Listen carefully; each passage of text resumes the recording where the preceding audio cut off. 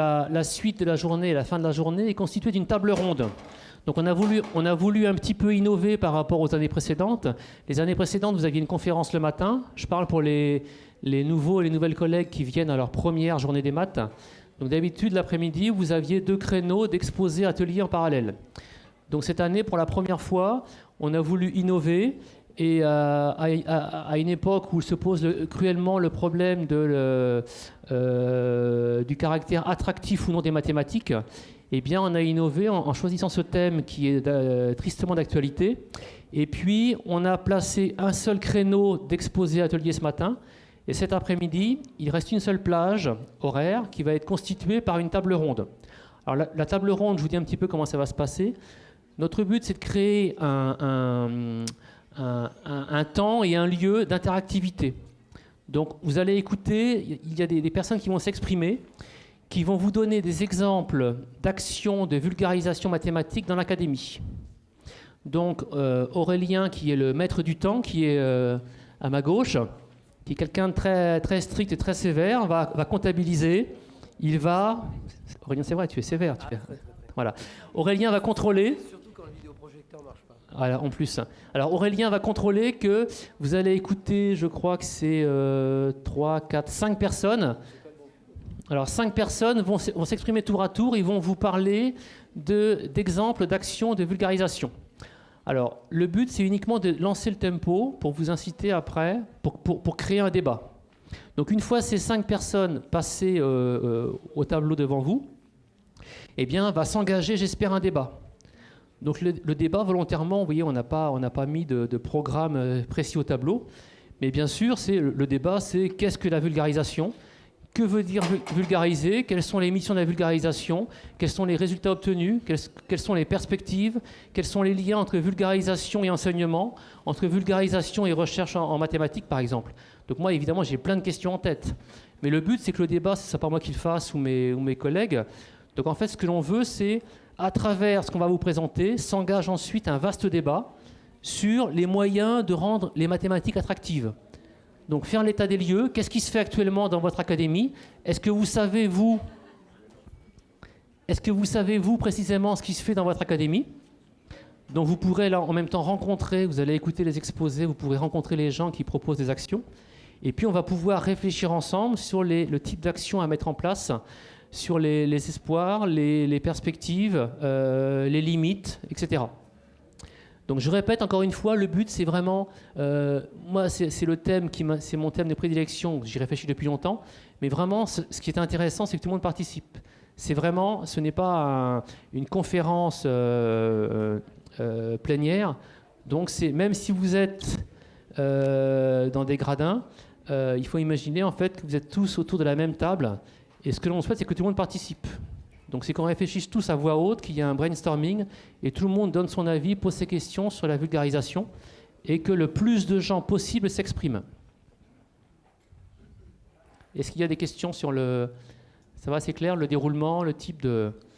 Donc là, on va écouter. Donc vous allez avoir, je ne sais plus l'ordre. Donc il y a Patricia, Caroline, Marie-Astrid... Il y a Fred Jean-Charles aussi, je crois, c'est ça. Et puis moi, d'accord ? Nous allons parler tour à tour. Donc allez-y, je vous invite à venir. Aurélien, tu es prêt ? Ouais, je suis prêt, mais c'est...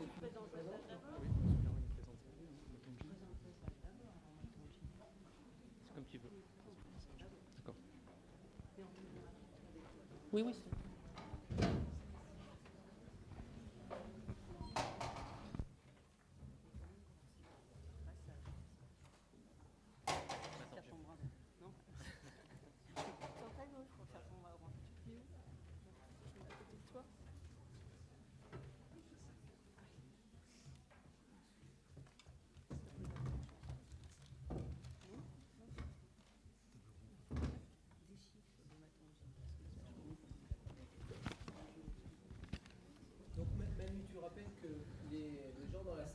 Poser leurs questions tout à l'heure, bien sûr, mais pendant aussi les exposés.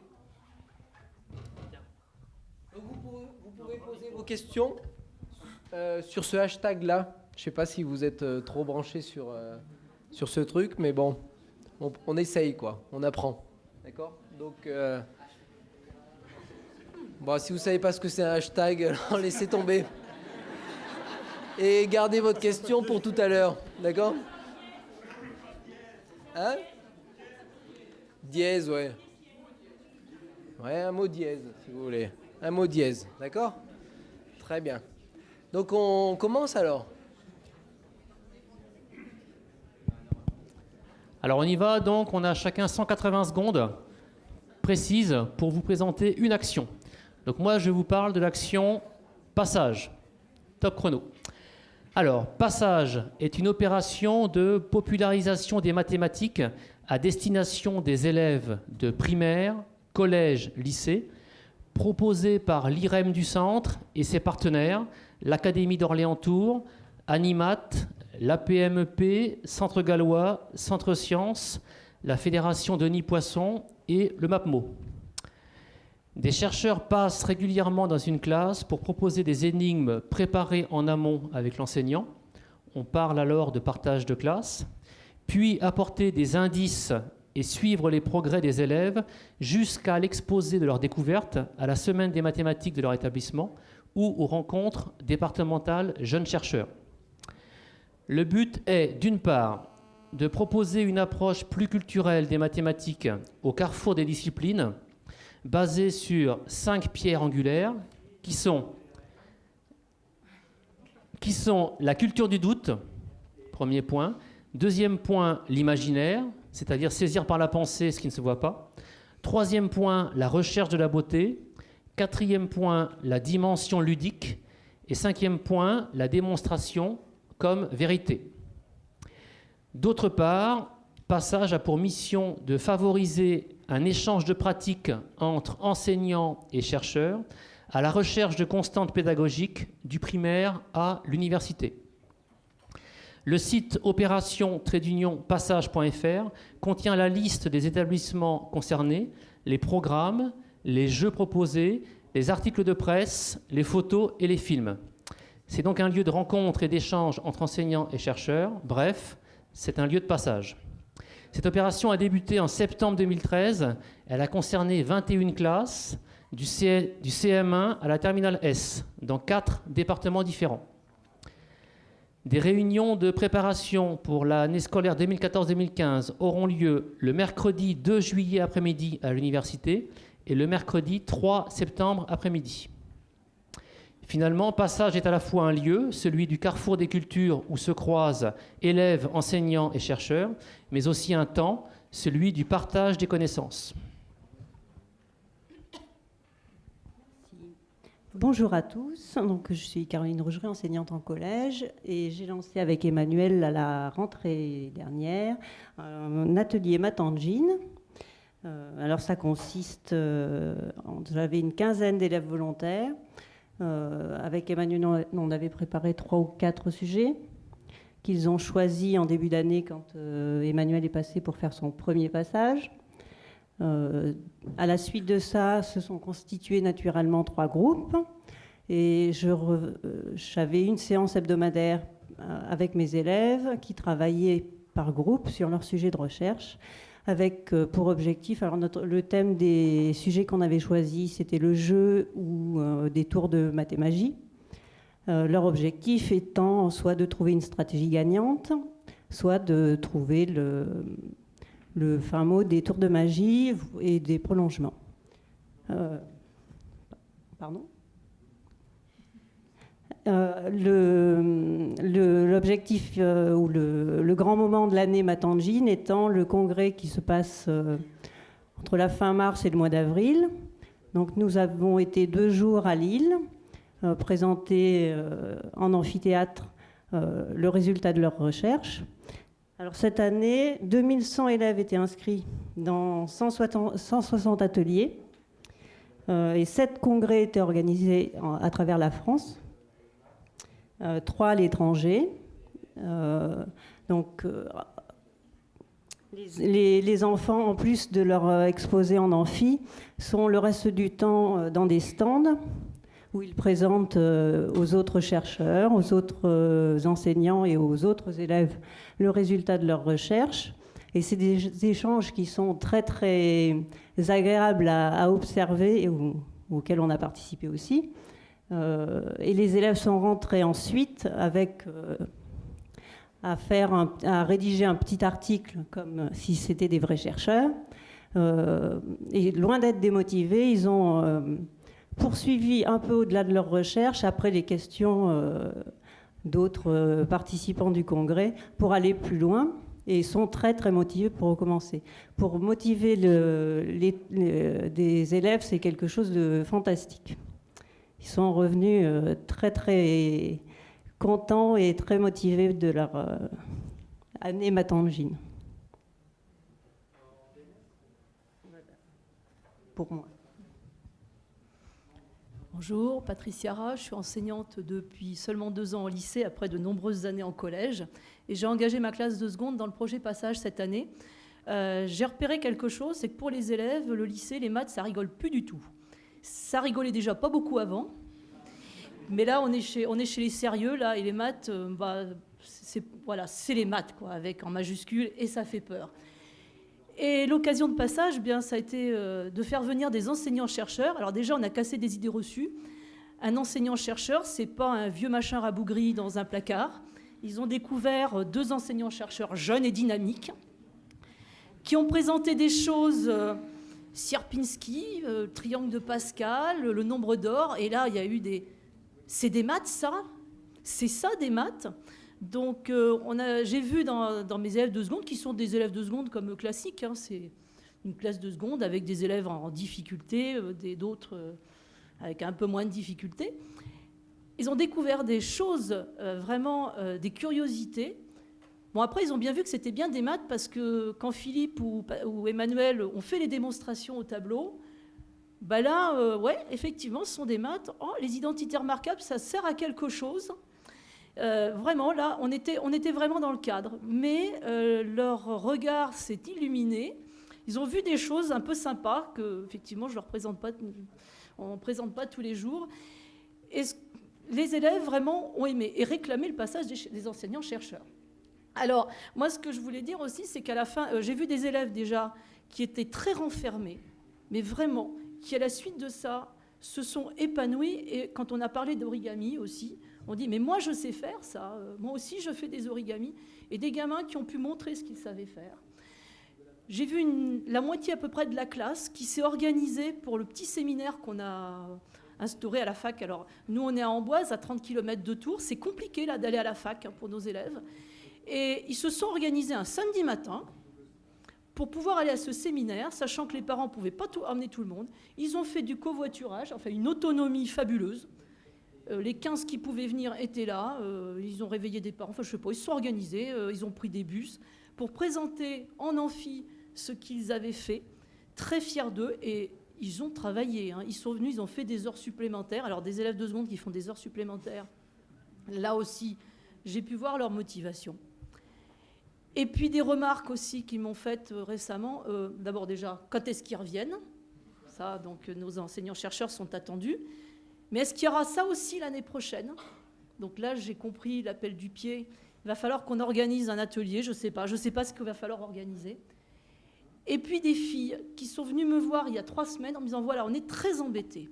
Quand je suis arrivée au lycée, on est arrivé au lycée, madame, on voulait faire un bac L. On est rentré au lycée parce qu'on adore la littérature et on veut faire un bac L. Et là, on est très embêtés parce qu'on a vu des maths et on a envie de faire des maths. Alors, bon, j'ai pas dit, faites un bac S, faites des maths, quand même, ça se fait pas. J'aurais dit, faites ce que vous avez envie de faire. J'aurais dit, vous savez, il y a une option maths qui existe. Donc, essayez de ne pas laisser les maths, essayez de vous faire plaisir. Et ça, je trouve ça super parce que des filles ont eu envie de faire des maths. Et j'en profite pour faire un petit appel du pied à tous nos enseignants-chercheurs qui sont là. Nous avons eu la visite de 2 enseignants-chercheurs. Il serait bien que l'année prochaine, nous ayons des enseignantes chercheuses pour montrer que, certes, nous avons des jeunes dynamiques, mais nous avons aussi des femmes dynamiques qui font des maths. Ce serait bien pour toutes. Voilà. Merci. Donc, Fred Jean-Charles, donc inspecteur éducation nationale à Montargis.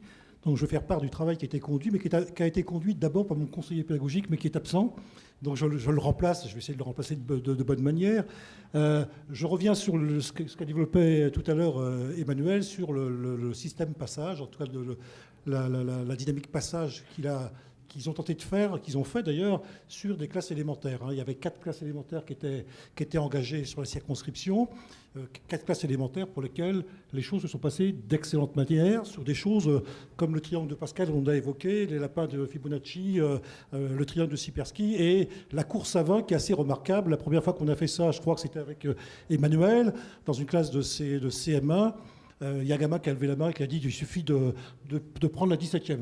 Bon, on est un peu scotché, c'était assez extraordinaire, mais ça a permis, en tout cas dans ces classes-là, de travailler sur des raisonnements. Et au bout d'un an, quand on y regarde, c'est assez extraordinaire ce qui s'y passe. Alors l'idée, on a continué l'idée dans un dispositif qu'on a appelé PassMat. PassMat, ce sont des rencontres qu'on a voulu un peu sur la circonscription, avec pas simplement des classes d'élémentaire, mais aussi avec des collèges. Alors sur la circonscription, c'est 14 écoles qui ont été concernées, 2 collèges, pour 39 classes élémentaires, 6 classes de collège, ce qui représente en tout, sur à peu près 2 mois, 1132 gamins, élèves qui ont travaillé là-dessus.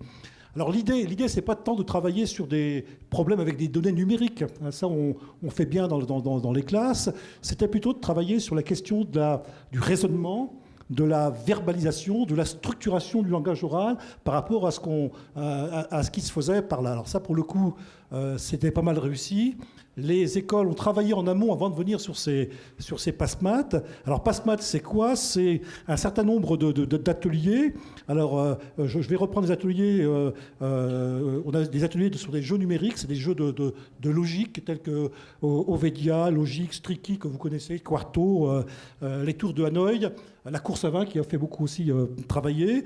Au-delà de ces jeux mathématiques, bien évidemment, ce qui était assez extraordinaire, c'était la présence d'un chercheur. On avait un atelier chercheur, et avec des chercheurs en capacité de faire les clowns, sur un dispositif qui est maths et magie.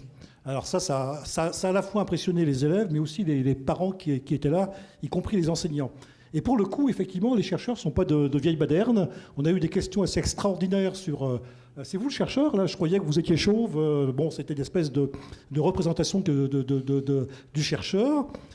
Au-delà, on avait un pôle numération et calcul. On a dit un pôle de travail en informatique sur des jeux en ligne. Et puis en même temps, la géométrie, je l'ai dit, sur le triangle de Pascal en particulier.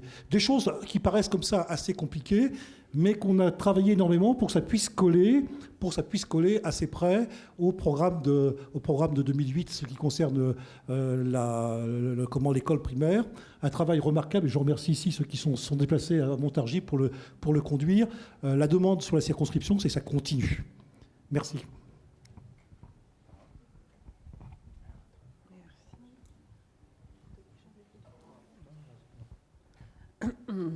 Donc moi je suis Marie-Astrid Bezard, je travaille au collège Saint-Exupéry de Bourges.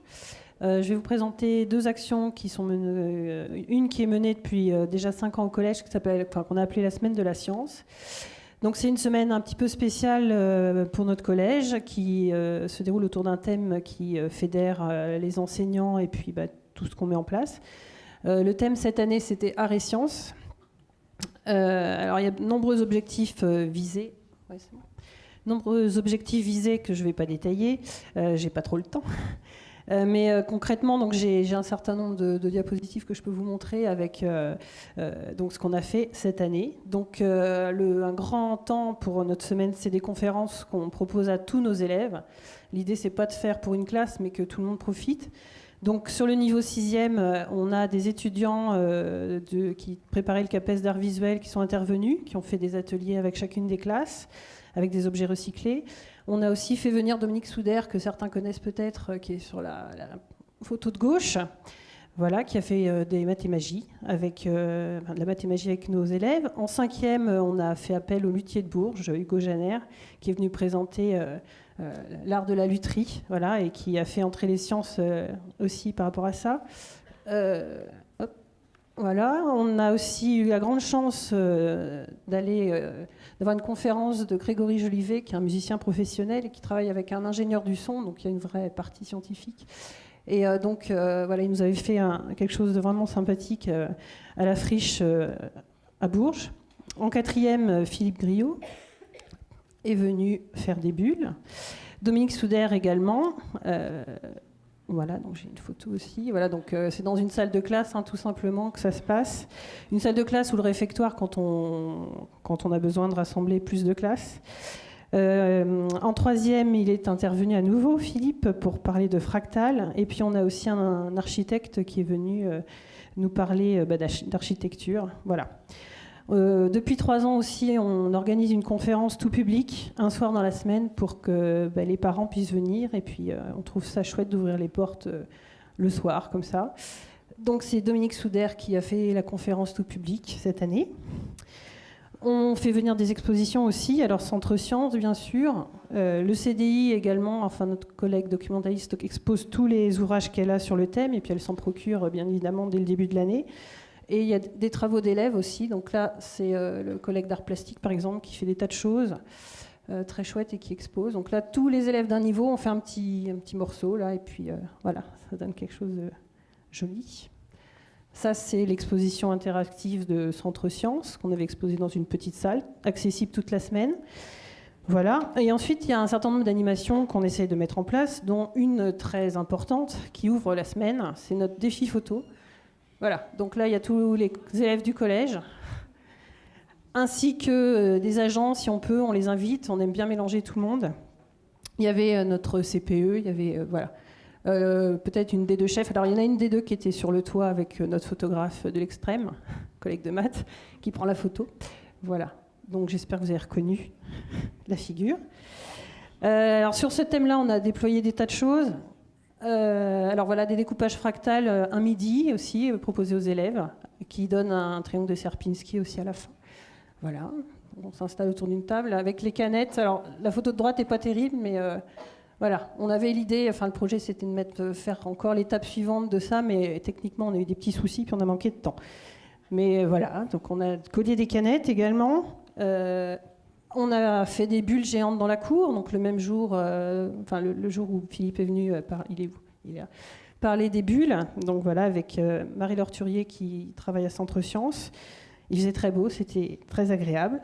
Ça fait 2 ans aussi qu'on fait un des midis un café scientifique, donc le CDI ouvre, on fait une grande table, il y a le café pour l'adulte, ou les adultes qui sont là. Et puis les élèves ont un petit verre, et puis on s'assoit, on discute tout simplement entre nous, et les échanges sont facilités comme ça. La collègue du CDI projette des films également. Et puis on organise aussi un quiz avec des questions. Donc là, vous avez un petit bout de notre quiz, avec les réponses qui, bien sûr, ne sont pas données. Ça, c'était pour faire notre correction à la fin.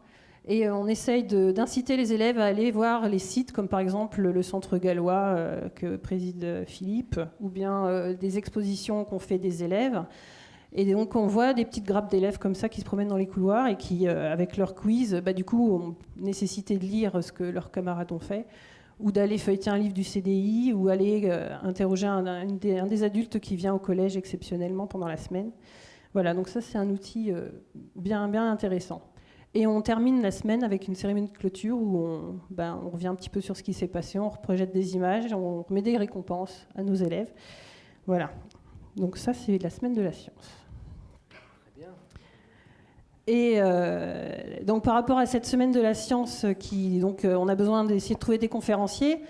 Il y a 1 an, j'ai aperçu un mail qui venait de la PMEP où je vois un projet qui s'appelle Passage d'Emmanuel Sepa avec l'idée de faire venir des conférenciers dans les établissements. Donc évidemment, je me dis chouette.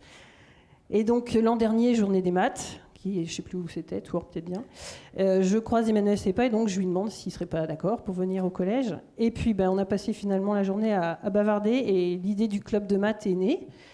Donc voilà, cette année, j'ai mené également... Voilà, j'ai animé un atelier mathématique. Alors, j'ai eu un mathématicien privilégié, moi, donc c'était Philippe Griot, puisqu'il fait cours à Bourges 1 fois par semaine. Donc voilà, c'était plus simple pour qu'ils puissent passer au club. Voilà. Donc alors cet atelier, je souhaitais qu'il soit ouvert à tous les élèves, tous les niveaux. J'avais une vingtaine d'élèves, voilà, 1 heure par semaine de 13 à 14. Et mes objectifs principaux, c'était de créer de l'étonnement et de l'émerveillement pour eux, voilà, qu'à travers des activités, on puisse voir sur leur visage voilà, des moments ah ouais, voilà. Ma difficulté, ça a été de gérer l'hétérogénéité, puisque j'avais des 6e et des 3e. De tout niveau. Mais finalement, après avoir passé pratiquement l'année avec eux, on voit bien que les plus jeunes sont loin d'être en reste par rapport à ce qu'on propose. Ils sont très vifs d'esprit et bien souvent, voilà, ils avaient l'intuition et l'idée peut-être avant les plus grands. Donc il y a eu tout un cheminement de proposer au départ. Hein. On est parti du triangle de Pascal. Alors là, vous voyez un petit bout derrière d'un début d'activité. Puis alors après, on a posé des questions. Alors des ardoises, bien sûr. On est passé par Fibonacci. On a fait le problème des lapins. On a eu le triangle de Sierpinski. Voilà, des vrais lapins. D'ailleurs, on avait un vrai lapin. Mais je ne suis pas sûre. Si on va le voir un moment. Voilà, donc là, des tablés comme ça d'élèves avec des petits, des grands mélangés, des chevaux manesco qui se promènent parce que c'était pas mal. Voilà, donc triangle de Sierpinski, bien sûr, les fractales sont apparus, on a fait un petit peu de coloriage. Alors voilà, une petite photo de groupe là où le défi c'était de passer à travers la feuille, enfin faire un trou dans la feuille sans la déchirer et de réussir à passer soi-même à travers, et nous on a été un peu plus loin puisqu'on a décidé de passer tous ensemble à travers la feuille, et donc notre mascotte Fibo, le lapin, au milieu, voilà. Et puis donc rapidement Philippe est arrivé, il a proposé un tour de magie aux élèves, et il y a eu de beaux moments, et cette photo qui a été prise comme ça à l'instant, quand on l'a vu après sur l'écran, qu'on a vu les visages des élèves, et voilà, ça montre bien les moments qu'on recherchait, ces moments d'émerveillement et de plaisir.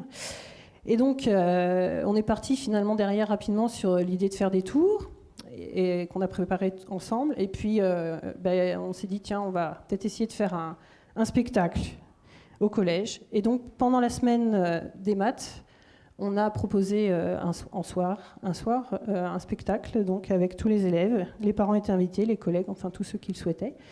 Et ça a été un très beau moment. Et puis, il y a eu aussi, un peu de temps après, les rencontres jeunes chercheurs qui se déroulaient ici même. On a fait. Donc là, voilà, j'ai une petite photo avec une élève qui faisait partie d'un groupe qui venait nous voir. Et puis, on a refait quelques tours avec les élèves en question. Voilà. Et puis, bien sûr, la participation de ces élèves-là de manière très active à la Semaine de la Science qui s'est déroulée après. Super, merci beaucoup. Donc, c'était 3 belles minutes.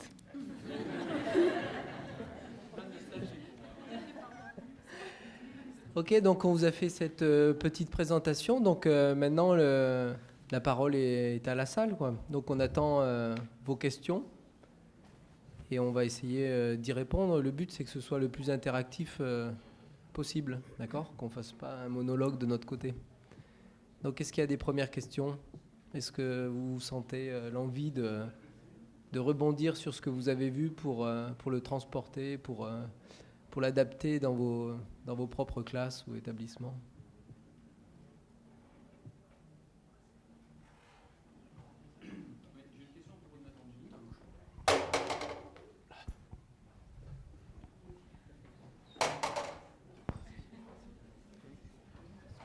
J'ai une question à propos de Matangine. Vous parliez donc de faire des recherches avec les élèves. C'est à peu près pour quel niveau ? Tout niveau ou plutôt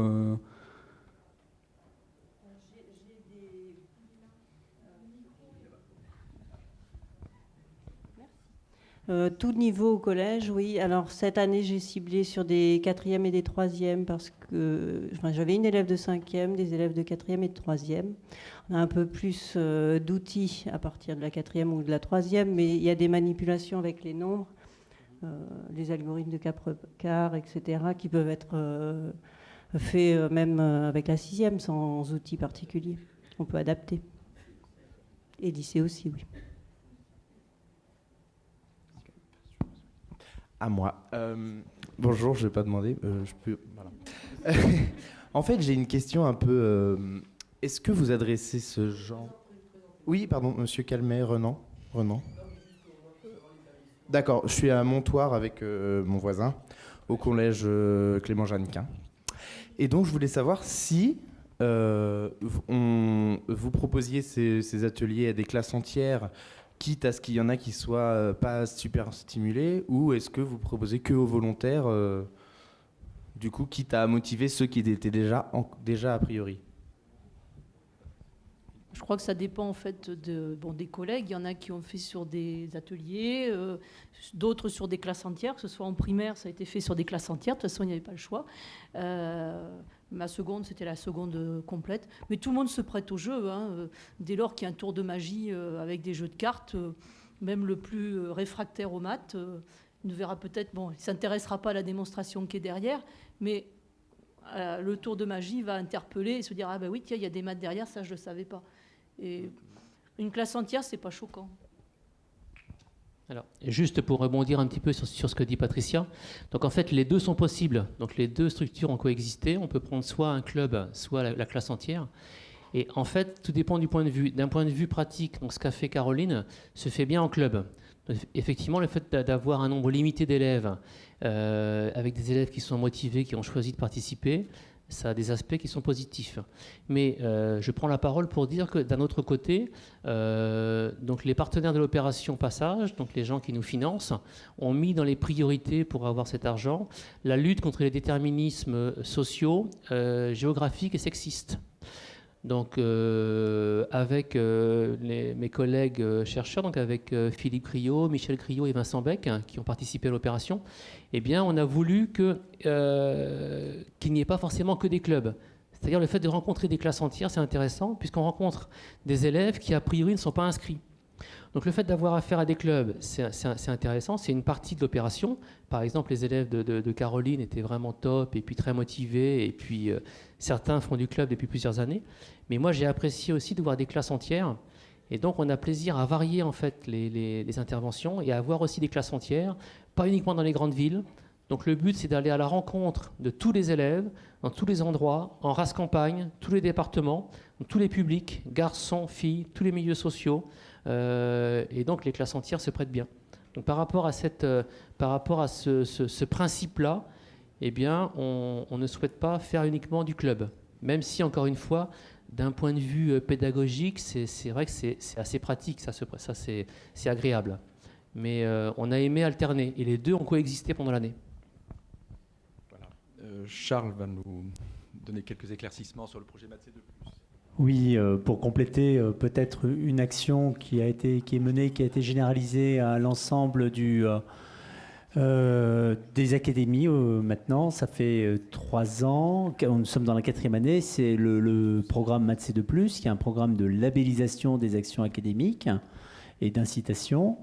Donc, comme je l'ai dit tout à l'heure, c'est quelque chose qui a commencé avec le Centre gallois, qui a été le prototype qu'on a généralisé, et je pense que l'Académie peut en être fière.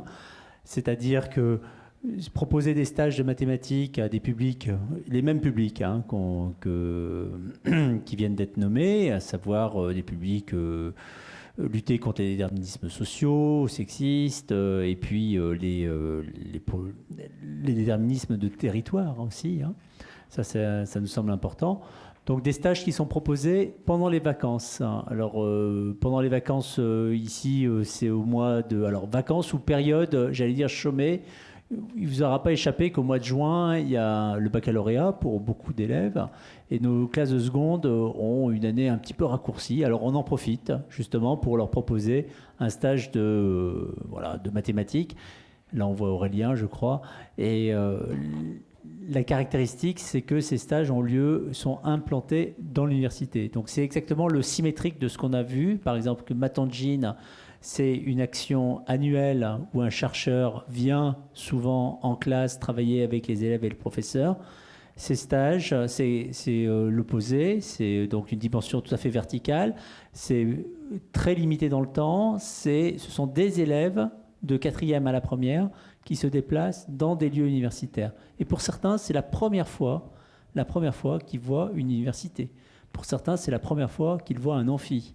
Donc on fait ça à INRIA, aussi dans des grandes entreprises comme Microsoft, Google, etc., dans les universités, au CNRS, etc.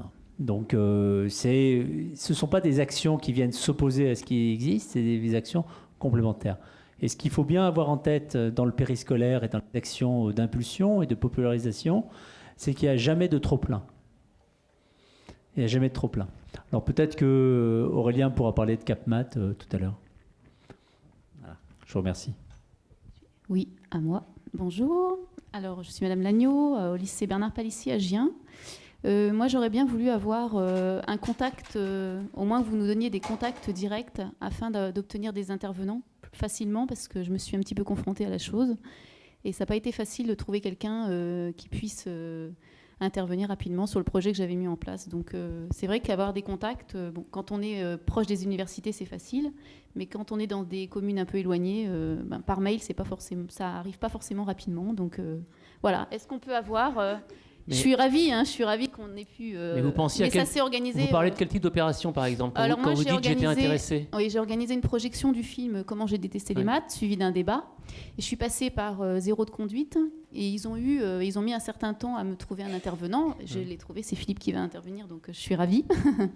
Mais ça s'est fait, j'ai organisé ça au mois de novembre l'année dernière, octobre-novembre, et ça se fait seulement maintenant. Donc... Voilà, c'est vrai que j'ai eu du mal malgré les contacts que j'ai essayé d'avoir, à obtenir. Alors là, pour répondre simplement, il y a vraiment deux façons qui sont vraiment simples et très efficaces dans ce genre de situation.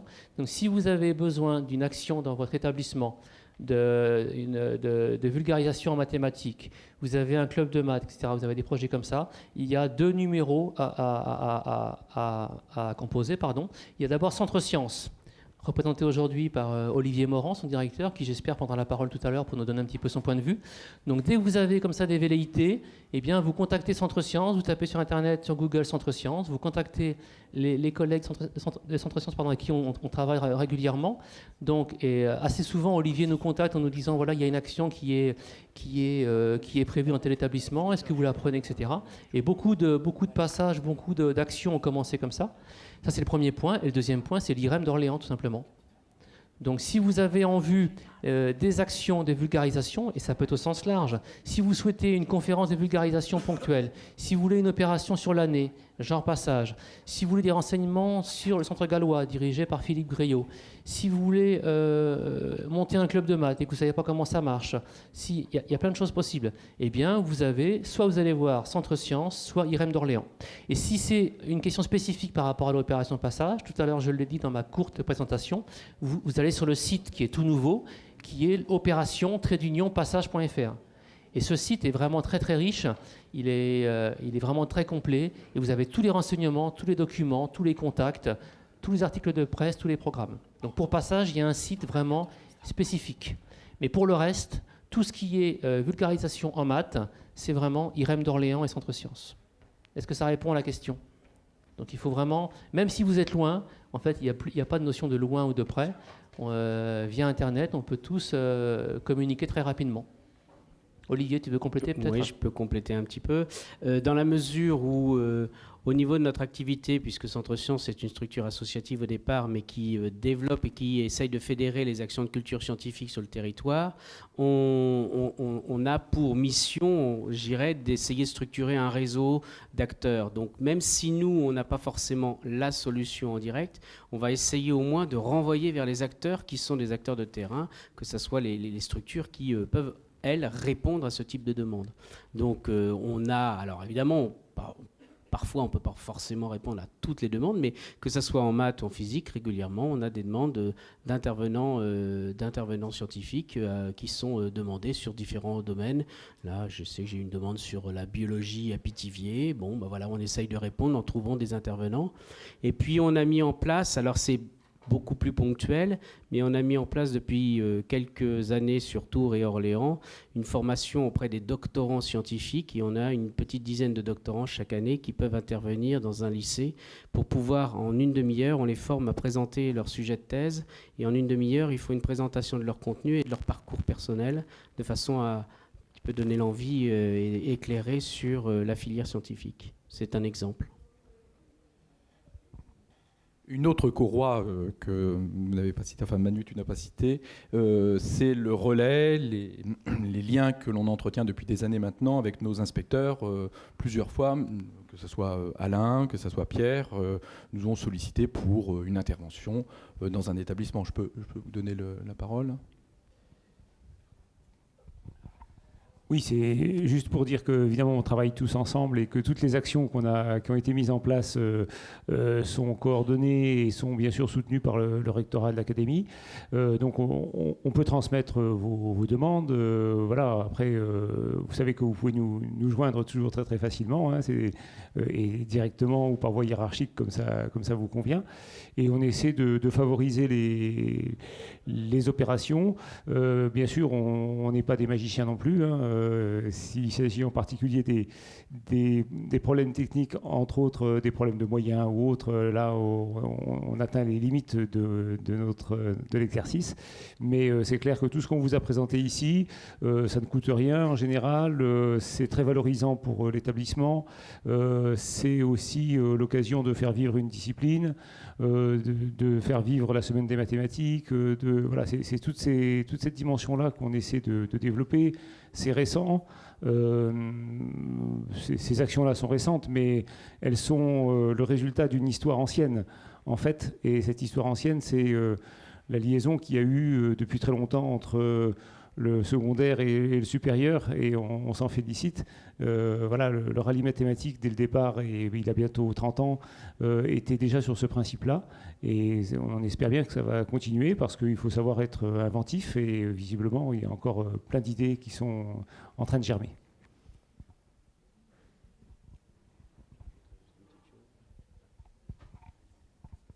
Je rajouterais également une petite chose, parce qu'effectivement, souvent le problème, ce sont les déplacements.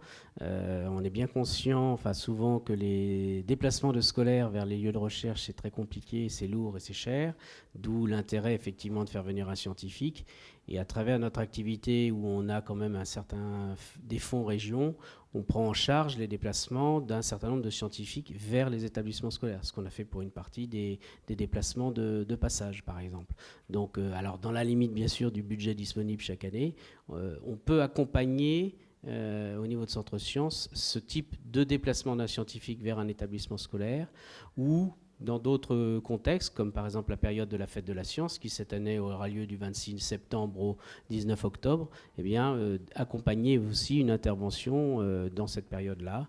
Bien sûr, il faut prendre souvent le temps de faire la demande assez longtemps à l'avance pour ne pas être pris de court. Voilà, c'est aussi la difficulté. Parfois, ce n'est pas toujours facile de trouver dans l'immédiateté une intervention possible. Juste un petit mot. Je pense que c'est important de démystifier. On s'est rendu compte au fur et à mesure avec les intervenants que parfois vous hésitiez un petit peu à nous contacter. Donc on a l'impression que soit c'est vous ne connaissez pas en fait les actions proposées, ou parfois vous vous imaginez qu'on ne pourra pas travailler ensemble. Donc en fait, nous on tient vraiment, moi je ne le dis pas pour faire plaisir, honnêtement cette année j'ai appris autant que les enseignants et les élèves. Donc Passage par exemple, pour moi c'était vraiment une action triangulaire. Et honnêtement, les collègues, les enseignants avec qui j'ai travaillé connaissaient bien mieux que moi les programmes et les élèves. Et je ne dis pas ça pour leur faire plaisir. J'ai vraiment appris des façons de présenter des choses différemment. Et moi, j'arrivais avec mon bagage d'universitaire, mais je me suis planté plusieurs fois en CM1, en CM2, en 5e, 3e, etc. Donc en fait, ce n'est pas un exercice de virtuosité mathématique. Donc nous, on connaît des mathématiques, on arrive, mais les enseignants connaissent bien mieux que nous le cadre, et c'est vraiment un échange. Donc, et c'est comme ça qu'on avait conçu cette opération. C'est vraiment un partage de classe, il y a vraiment un travail en commun, et il ne faut pas se dire ce sont des universitaires, j'ai rien à faire avec eux, on ne fait pas les mêmes maths, etc. Donc il y a vraiment moyen de travailler ensemble. Mais il faut vraiment oser, certains ont osé appeler. Je pense qu'il faut oser téléphoner. Vous avez vu un petit peu le type d'action. Ce n'est pas une évaluation, on apprend ensemble. Et il y a des gens qui nous ont contactés, comme par exemple, je pense à Mathieu Weidig, je vois devant moi par exemple, qui était passé par Centre Sciences. Parfois, les gens demandent une conférence ponctuelle, on se rencontre, on commence à travailler ensemble et on se rend compte qu'on peut faire des maths ensemble. Et puis, on apprend avec vous et on voit qu'on peut faire avec des programmes de 5e, 4e, 3e. Eh bien, on peut aborder les programmes différemment. Le but, c'est d'approcher les points du programme autrement que par les voies usuelles, c'est-à-dire par les jeux essentiellement. Et après, il y a un travail à faire ensemble en se disant comment on peut illustrer les points du programme avec des animations ou des jeux. Et pour moi, ça a été, par exemple, en CM1 ou CM2, il y avait des vrais défis pédagogiques où on faisait des animations et on travaillait sur la dualité additif-multiplicatif. Et il s'est passé plein de choses, c'était extraordinaire à travers le regard des élèves. Je me suis planté dans les consignes. Enfin, il y avait des moments vraiment que Fred Jean-Charles a vu, quoi. Il y avait des moments qui étaient vraiment épiques. Et honnêtement, il ne faut pas vous dire qu'on y va en terrain conquis, etc., quoi. Et la plupart de mes collègues, justement, ne veulent pas y aller parce qu'ils ne veulent pas s'exposer. Et moi, et les gens qui sont avec moi, on aime faire ça. Et on n'y va pas pour se montrer ou pour frimer, etc. Au contraire, on se met en danger. Et encore une fois, je veux dire, c'est vraiment un partage. Et n'hésitez pas à nous téléphoner. Vous passez par les inspecteurs que j'ai oubliés, excusez-moi, ou Olivier, ou directement par l'IREM. Et on travaille ensemble. Et c'est vraiment un partage. Mais il faut surtout oser téléphoner, vous renseigner, et il y a forcément des choses à faire ensemble dans votre classe. Oui, Xavier Fleury, je suis au lycée Grandmont. Je voulais apporter un témoignage. J'ai posé une question aussi à la collègue qui s'est occupée d'un atelier Matangine. Alors moi, j'ai animé un atelier Matangine cette année, et j'ai donc essayé, j'ai demandé aux élèves de produire quelque chose pour présenter leurs travaux. Donc c'était des posters pour le congrès Matangine. Je leur ai demandé, si possible, de fabriquer les posters pour la semaine des maths, mais la semaine des maths, elle est un petit peu tôt dans l'année, elle a lieu fin mars. Donc ça a été difficile d'avoir les productions pour cette semaine-là. Donc si elle avait lieu après, ça aurait été plus facile de présenter la production des élèves. Alors maintenant, après, dans la phase post-congrès, la difficulté que moi j'ai, c'est-à-dire qu'il y a des élèves qui sont partants, ils écrivent, ils ont envie d'écrire, et il y en a qui laissent un petit peu passer la motivation du congrès. Donc comment est-ce que tu as fait pour relancer la motivation qui était générée par le congrès ? J'ai rien eu à faire. J'ai eu des élèves remarquables sur ce point cette année. Pour les posters et diaporamas, j'ai triché, c'est moi qui ai beaucoup fait. Du coup, on était prêts déjà pour la semaine des maths et s'entraîner un petit peu, surtout qu'on avait anticipé avec le congrès de Lille qui était un peu avant celui que vous avez dû faire. Je ne suis pas à l'origine de leur motivation par la suite, c'est vraiment les échanges qu'ils ont eus pendant le congrès, les questions pendant leur exposé ou après. Ils nous ont même surpris, Emmanuel, quand est arrivé le moment des questions après leur exposé. Ils avaient été plus loin que les questions nous on avait pu leur poser, encore dans le train ou les dernières semaines avant le congrès pour être le plus près possible. Puis ils sont vraiment pris au jeu et ils cherchent encore. Mais il y a des groupes pour lesquels ça marche plus que d'autres. Des sujets qui s'y prêtent plus aussi.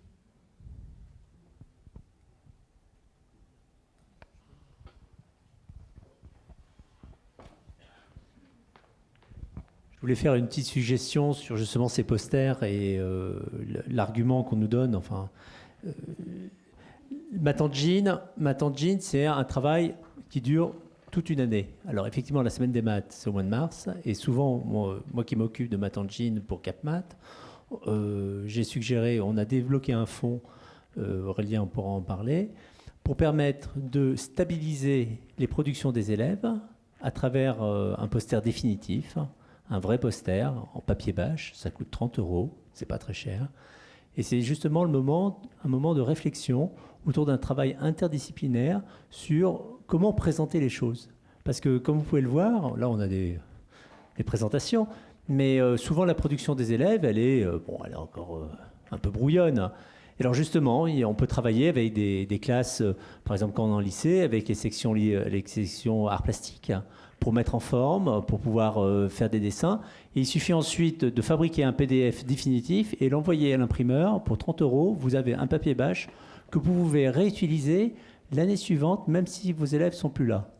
Ce qui vous permet de fabriquer du stock. Et ce que nous espérons à l'inspection générale, c'est d'avoir, durant la semaine des maths, des couloirs remplis dans nos établissements, nos collèges, nos lycées, de posters de production d'élèves qui ont transité dans cet établissement. Et pour que nos collègues de lettres, de latin, moi je voudrais qu'un professeur de latin s'arrête 10 minutes devant un poster fabriqué par des jeunes de collège durant cette année de Mattangine, nous dit « Ah bah tiens, c'est autre chose que Thalès et Pythagore ». Voilà, c'est ça mon rêve et j'espère qu'on va y arriver.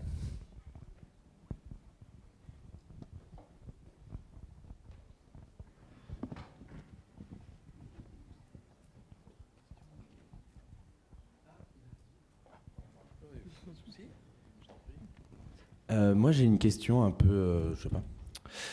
Donc en fait c'est est-ce que l'émulation créée par une activité comme Mattangine ou un passage, est-ce que ça stimule les élèves pour le reste du cours de mathématiques, où ils arrivent très bien à différencier le moment où on joue avec l'intervenant et le moment où on doit vraiment travailler et apprendre ses leçons? Question que je pose à ceux qui refont en classe entière. Ça ne va pas stimuler à chaque séance, c'est vrai. Mais il y a des séances où ils vont retrouver d'eux-mêmes. Bon, après, on choisit les activités pour faire vivre le passage. Le but du jeu, c'est de faire vivre le passage toute l'année et pas de se contenter de 4 passages. Donc, à travers nos choix de devoirs en temps libre ou des activités, ils vont être amenés à retrouver « Ah ben ça, on l'a vu. Ah ben ça ressemble au triangle de Pascal ou ça ressemble au nombre d'or. » Bon, le nombre d'or, par exemple, on peut le faire vivre. Le coût des cartes bancaires, des 2 cartes bancaires, on peut le faire vivre, mais de plein de façons, mais sur toute l'année. Donc, ce qui est assez amusant, ils peuvent le démontrer en utilisant des théorèmes de quatrième de collège. Et on peut après utiliser les vecteurs, on peut utiliser les fonctions affines. Et donc, on resserre la même soupe régulièrement. Et à chaque fois, ils s'aperçoivent que le principe des cartes bancaires, c'est très rigolo parce qu'on peut le démontrer de plusieurs façons. Mais il est vrai qu'il y a des moments de cours où il n'y a pas les maths, il faut y aller et c'est moins drôle qu'un tour de cartes. Ça, je reconnais. Pardon, on est très, très second degré, je parlais un peu premier degré. Et c'est vrai que très, très, très clairement, lorsque j'observe les emplois du temps des classes, les mathématiques arrivent toujours à 10h30, c'est-à-dire en deuxième partie de matinée. Et lorsque je pose la question aux enseignants, pourquoi vous commencez par le français, ils me répondent... ils sont disponibles le matin, ce qui veut dire que lorsqu'on est en mathématiques, ils sont moins disponibles. Ce qui explique peut-être cela. Ce n'est pas très scientifique comme analyse. Ceci étant, c'est vrai que dans les classes où on a fait passage, et au-delà de passage, on a aussi continué derrière. On a accompagné les enseignants par les conseillers pédagogiques. Ce qui est vraiment très chouette, c'est que même à 10h30, quand on fait mathématiques, ils sont illuminés. Ça fonctionne, ça marche, ils sont attentifs. Donc au moins... je crois, en tout cas dans les 4 classes sur lesquelles vous êtes intervenus, c'est de manière très claire, très positive du point de vue de l'attention et de l'apprentissage, pas simplement en mathématiques. Pas simplement en mathématiques, la question du raisonnement qu'on pose en mathématiques, je le disais tout à l'heure sur la verbalisation, vaut autant dans le domaine des sciences. Voilà. Oui, et puis... l'enjeu de tout ce qui est présenté autour de l'attractivité des maths, il dépasse le cours et l'enseignement. Il est de pouvoir emmener des élèves vers des études scientifiques, des filles, des garçons, de pouvoir redonner à cette discipline, les mathématiques, une autre mission que celle que certains voudraient lui donner, qui serait qu'une mission de sélection. C'est aussi... permettre aux élèves d'apprendre à raisonner, d'apprendre à chercher quand on est dans les travaux de chercheurs. Alors là, dans ce qui a été présenté, on a eu des choses un peu différentes. Il y a beaucoup d'actions qui se font dans les établissements, et peut-être que certains d'entre vous pourraient témoigner, enfin j'en suis persuadé, qui vont être des clubs maths on en a entendu parler tout à l'heure, mais ou des laboratoires de mathématiques qui se mettent en place, c'est-à-dire des actions qui, sans forcément nécessiter l'intervention d'un universitaire de façon aussi permanente. Je dis ça parce que moi, je suis fasciné par ce qui s'est fait sur Passage, par le Centre gallois et toutes ces actions-là. Vous ne pouvez pas vous démultiplier à l'infini. Et je pense que ce qu'il faut imaginer, c'est que les établissements qui ont pu bénéficier de ces apports une année vont après le faire vivre dans l'établissement pour que vous puissiez aussi aller voir d'autres établissements. Et puis que ça puisse accompagner, on va dire, soit la construction d'un laboratoire de mathématiques dans l'établissement qui va continuer à vivre après. Ce que proposait M. Torossian, c'est très intéressant de pouvoir construire une bibliothèque comme ça d'événements, d'actions, de recherches qui ont été faites par les élèves à un moment donné pour pouvoir les ressortir et les valoriser plusieurs fois, de façon à ce que ça devienne quelque chose qui prend de l'importance et qui prend de l'ampleur. Je pense que dans un établissement où s'installe une dynamique, il ne faut pas regarder les effets à court terme dans la classe, il ne faut pas regarder les effets à moyen terme dans l'année, il faut regarder sur 2-3 ans comment ça change la dynamique de la discipline dans l'établissement. Et je pense que c'est sur des projets de ce type-là qu'il faut se lancer. Commencer par quelque chose, Passage, rentrer dans Matangine ou une semaine de la science, enfin, c'est des choses qui sont tout à fait pertinentes, et il faut l'installer de façon à ce que ce soit quelque chose qu'on construise dans le temps. Voilà.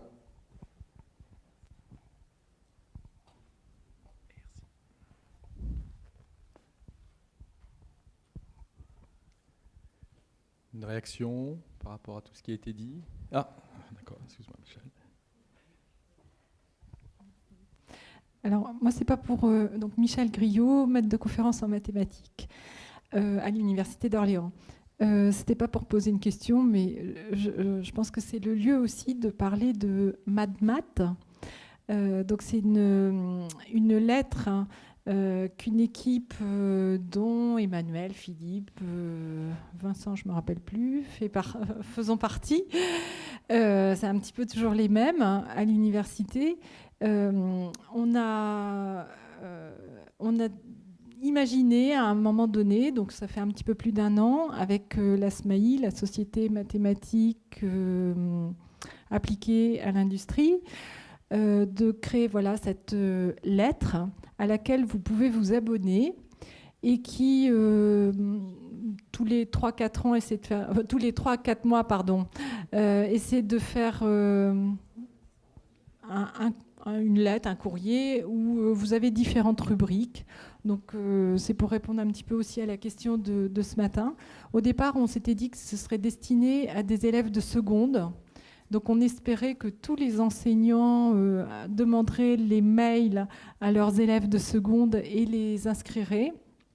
Et en fait, on est rendu à un petit peu plus de 2000 inscrits, dont 1800 professeurs. Voilà. Donc, mais bon, on continue quand même. On se dit que ça intéresse certaines personnes. Donc, c'est une source d'information. Voilà. Et la prochaine va bientôt paraître. Et c'est pour ça que je voulais vous en parler, parce qu'on parlait d'attractivité des mathématiques.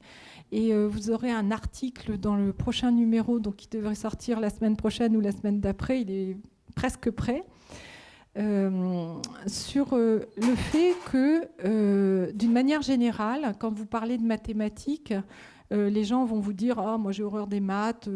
On a l'impression, dans l'inconscient collectif, que les gens ne sont pas attirés par les maths. Et en fait, quand on fait toutes les études, et donc ce sera dans cette lettre, il y a eu des statistiques de fait, et quand on demande aux élèves quelle est la matière préférée que vous aimez au lycée, au collège, alors il y en a 2 qui arrivent en tête, donc je suis très contente de vous dire que c'est les mathématiques.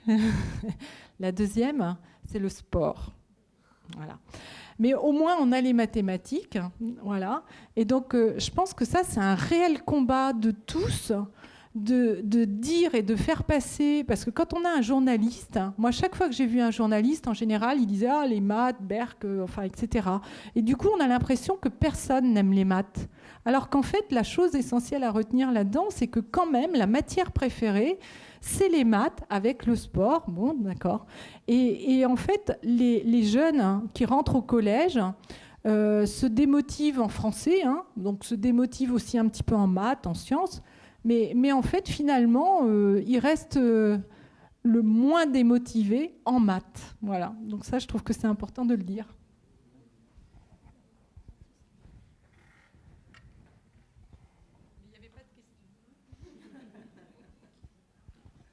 Juste pour rebondir, par rapport à ce qui était dit tout à l'heure au primaire, finalement, on peut prendre le côté positif. C'est qu'il faut faire le français dès le début de la matinée parce qu'ils sont mobilisés naturellement et qu'après on peut faire les maths parce qu'on a moins besoin de les mobiliser, qu'ils se mobilisent tout seuls. Parce que ça les intéresse.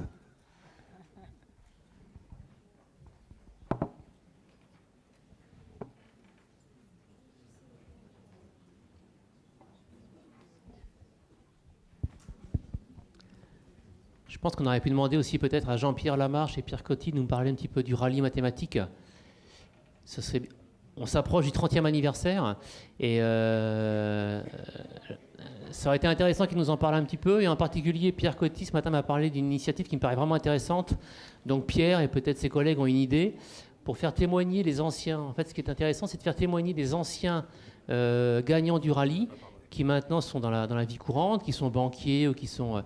et c'est d'avoir un retour sur ces gens-là qui ont connu le rallye il y a longtemps, et d'avoir leur point de vue sur le rallye longtemps après. Alors ça, c'est une idée qui n'est pas encore développée.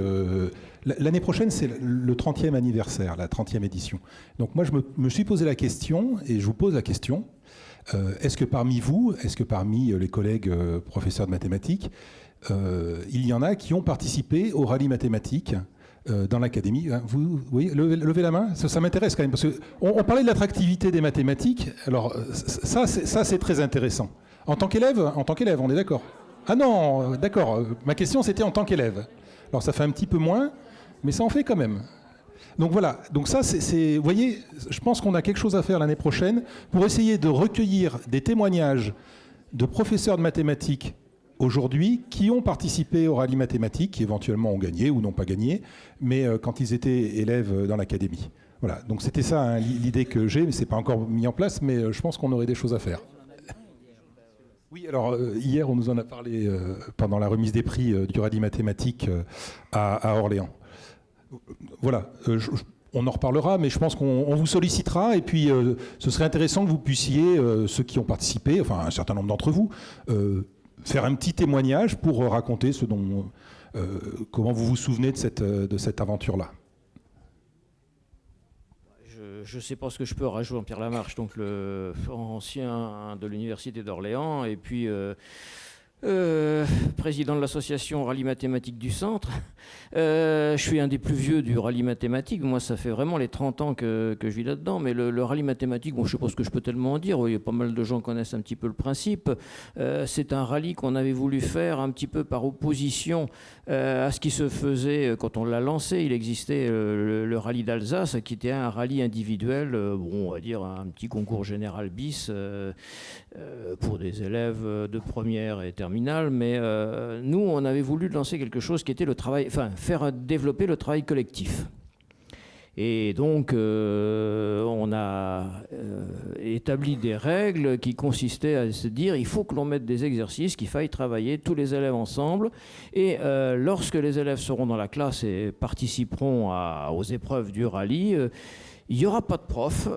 C'est les élèves qui se débrouilleront tout seuls. Il y a un prof qui surveille qui n'est pas trop le bordel quand même, on ne sait jamais, hein, mais ce prof qui est là, c'est un surveillant, il ne doit en aucun cas intervenir. Et les élèves se débrouillent tout seuls. Et c'est vrai que pour certaines classes, les professeurs qui inscrivent leur classe préparent un petit peu les élèves au rallye mathématique en les habituant à faire un travail ensemble, groupé, un travail collectif, plutôt qu'un travail individuel. Bon, voilà ce que c'était le rallye mathématique. C'est toujours un peu comme ça que l'on travaille. Bon, au début, il durait 2 heures. Maintenant, il ne dure plus qu'1 heure et demie. Hein, mais On a réduit un petit peu les exercices pour que ce soit pas trop long.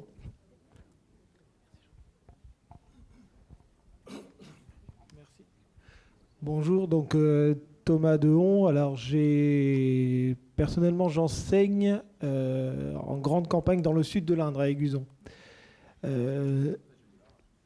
Très joli barrage, oui. J'ai pas levé la main quand vous avez demandé qui a déjà participé au rallye ici, mais j'ai déjà participé au rallye dans une autre académie, c'était celle de Lille, donc, organisée en partie par Monsieur Vassallo. En arrivant ici, ça fait déjà 3 ans que je suis dans l'académie, j'ai été très surpris par l'organisation du rallye, donc dans notre académie. Parce que dans le rallye que j'ai connu, c'était un rallye en équipe qui regroupait un élève de 6e, un de 5e, un de 4e, un de 3e. Et j'ai été étonné de voir que, bizarrement, pour le collège, le rallye de notre académie était réservé aux seuls élèves de 3e. Pourtant, les autres élèves sont sûrement susceptibles de résoudre beaucoup d'énigmes aussi. Donc, ce rallye, dans l'Académie de Lille, j'ai eu la chance d'y participer en tant qu'élève et de l'encadrer une fois que j'étais un peu plus âgé. Et j'en garde un très bon souvenir, notamment parce que c'était des équipes mixtes. Donc, peut-être réfléchir aussi sur cette idée de pouvoir mélanger des équipes. J'ai le souvenir de valises envoyées par l'IREM de Lille dans les établissements pour proposer un tas d'énigmes aux élèves, donc de tous les niveaux, puis de faire sortir dans chaque établissement 1, 2 ou 3 équipes qui se rendaient ensuite à Lille pour une finale académique. Je pensais, un peu naïvement, je pensais que c'était organisé de la même manière ici, et j'ai été surpris de voir que ce n'était pas trop le cas.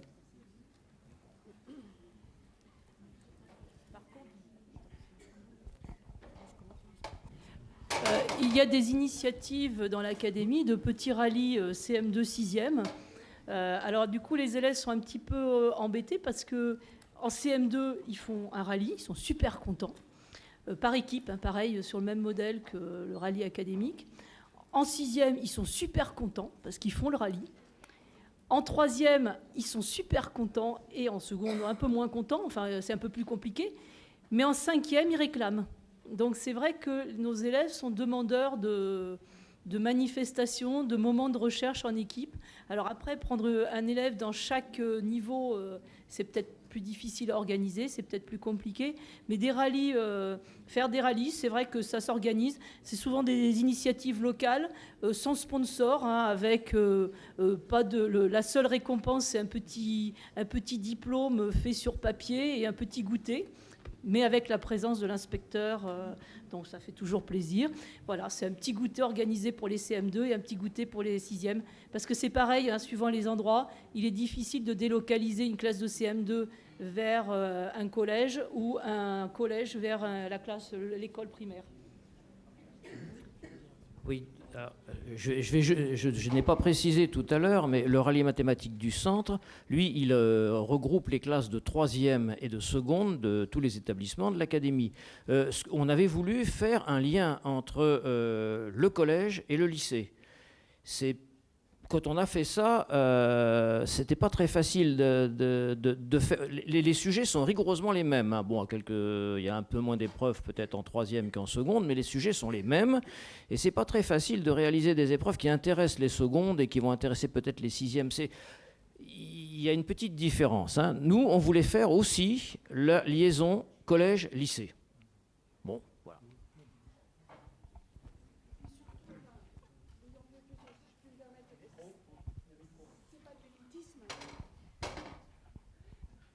Je crois qu'il y a vraiment des rallyes très très différents, mais celui du centre, c'est vraiment une classe.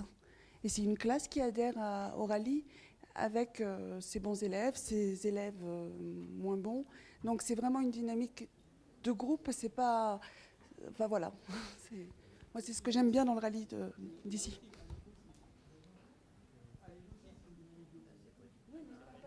Pas la même classe. Là c'est vraiment un groupe classe. Pas de plusieurs classes. Une seule classe de 3e, peut y avoir plusieurs classes de 3e qui se présentent dans un même établissement.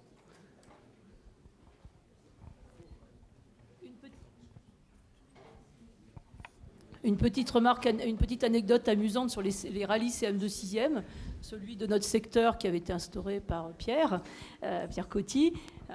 Il a 10 ans maintenant, je crois bien, un peu plus de 10 ans, ce fameux rallye dans le secteur. Il y avait une petite coupe. Il y a tous les ans une remise en jeu d'une coupe. Alors une coupe, c'est que de la récup. Mais remarque des gamins, on s'est fait piquer la coupe. Parce que la coupe est remise en jeu. Et cette année-là, il y avait les gamins, quand il faut rendre la coupe, donc tous les ans au mois de mai, on va chercher la coupe dans l'établissement qui a gagné, ou dans l'école primaire qui a gagné. On la ramène à l'inspection et puis on va remettre cette coupe en grande cérémonie. Ceux qui rendent la coupe, d'abord ils la rendent. Donc cette coupe qui a orné la classe de CM2 pendant un an, elle disparaît du paysage. Et si en plus on ne l'a pas gagnée, réflexion des gamins, on s'est fait piquer la coupe. Donc là, il y a une émulation. L'année prochaine, en 6e, il va falloir la récupérer pour notre établissement. Il y a souvent plusieurs collèges, dans notre secteur, c'est 2 collèges et puis une trentaine, en tout entre 25 et 30 classes, avec les classes primaires. Mais il y a une émulation de classe, un challenge très fort.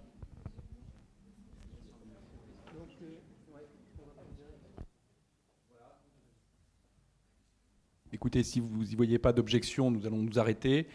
Je tiens ou prendre une dernière question, mais voilà, non, il n'y en a pas. Donc je tiens tout particulièrement à remercier Aurélien pour l'animation, une main de fer dans un gant de velours. L'expression là est encore une nouvelle fois vérifiée. Un grand merci Aurélien. Donc j'en profite parce que Aurélien est une personne qu'on apprécie beaucoup, mais extrêmement active.